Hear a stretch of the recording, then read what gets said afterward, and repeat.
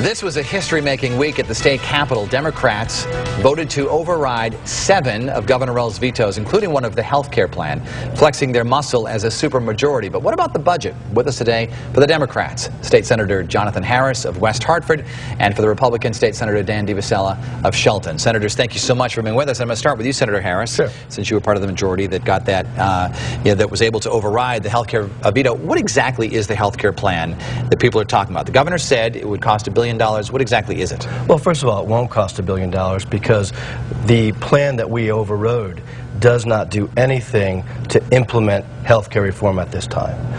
It doesn't budget anything. It doesn't enact anything specific into law.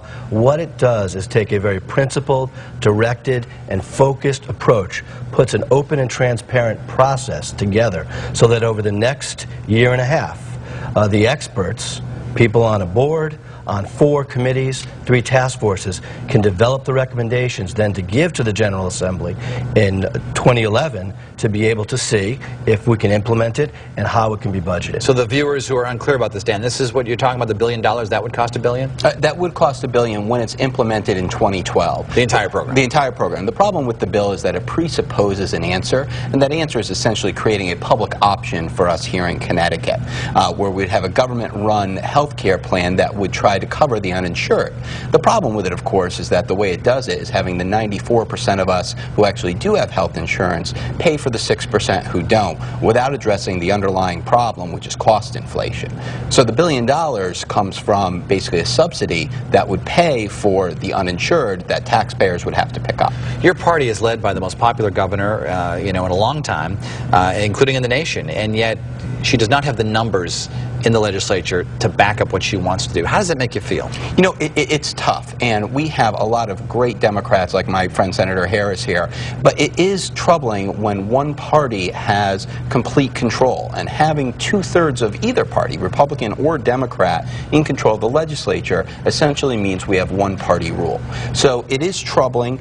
It's troubling that, with our current deficit crisis, that we can't have the majority party who is in complete control come together and pass a budget, because they've shown this week that they are in control of state government. They're able to override the governor, yet on the budget they have not. And so, whereas it's disappointing being in the minority and we wish there was a little more balance, I think it shows that the Democrats are running the state right now. Did Democrats do as much as they could last week?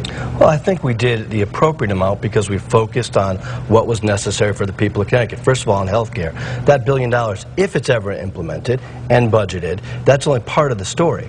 First of all, that plan, if implemented, as Dan said, and we work very well together, would save the people of Connecticut $1.7 billion in what it does. And it's unfortunate that the governor and others are focusing only on the potential for a public option, which is just one of the options under the plan.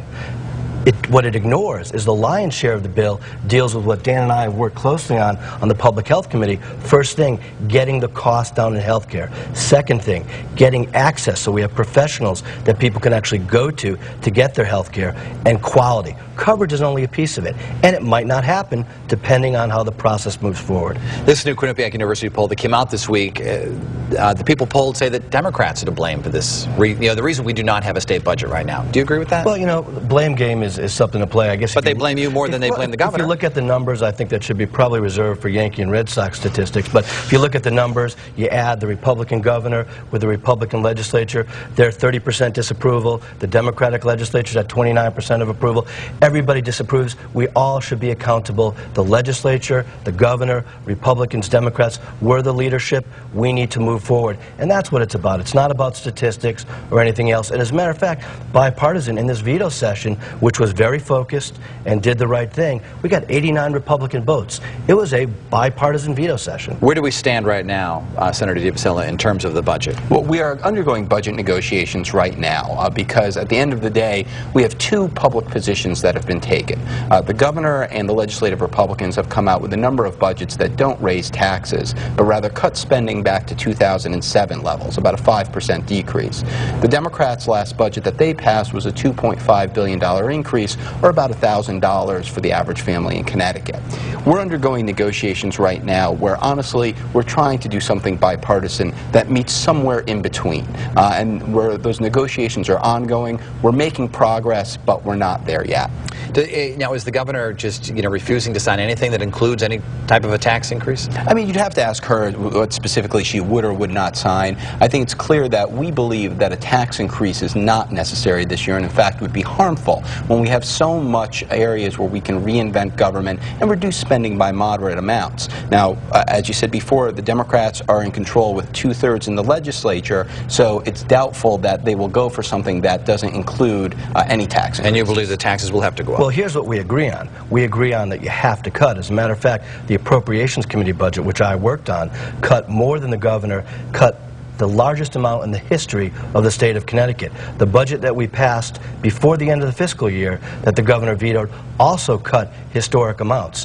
When you're making up almost $9 billion in deficit, you can cut, but pretty much you can lay off every state employee and you wouldn't close that hole. There has to be some additional revenue. And what we found, even though the governor's popular, she's a nice woman, I like her, is that people understand, and it's trending to understand, that revenue has to be a part of the solution. And for instance, over 70%, I believe, support the increase in the cigarette tax to up 75 cents. You have the numbers, though, to pass the budget that you'd like, because you have a supermajority. So, well, it's people kick around that word, but in the Senate, we have 24 individuals from different communities as Democrats, and we're not a monolith. And everybody has to be sensitive to all the different districts and all the constituencies and all the people. And we're working to cut first, but to do it in a responsible way, because there are some cuts that you make that cause job loss, dampen economic spending, and hurt people even more, and more importantly, will make it much more difficult in the future. Budgets are not snapshots. It's one frame in a motion picture. Let's move on. After this is all over, you'll be talking about 2010. And the big problem for Republicans, you cannot get a majority in either of the houses, and you folks can't elect a governor. So let's begin with your problem first. How are you going to beef up your numbers? You know, it's all comes down, for Senate and House races, it all comes down to the local level and recruiting great candidates who can actually run and communicate the Republican message. But Republicans have also let a lot of races go unchallenged. And that has happened. And part of the problem that we've found is that once you get somebody out there who can communicate the message and work, they win and they're able to beat incumbents. If you're not able to find the right candidate, it doesn't happen. My guess, actually, Dennis, is 2010, we're probably not going to retake the majority in either of the two houses. My hope would be is that the residents of Connecticut see that we don't want either party to have a supermajority, so they elect more Republicans to both the House and the Senate to give a little more balance to the legislature. And the last time a Democrat was elected governor was 1986.